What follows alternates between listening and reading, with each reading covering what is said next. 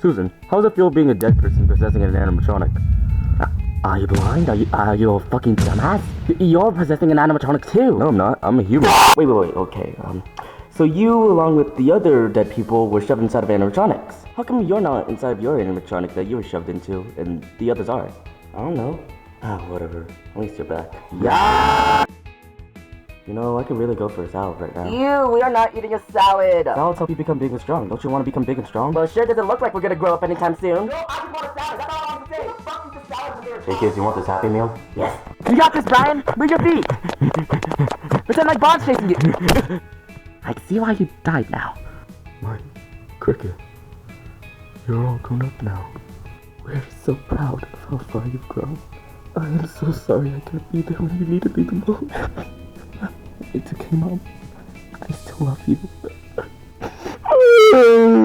My daughter got risen to hers. I'm so proud of her. Yay!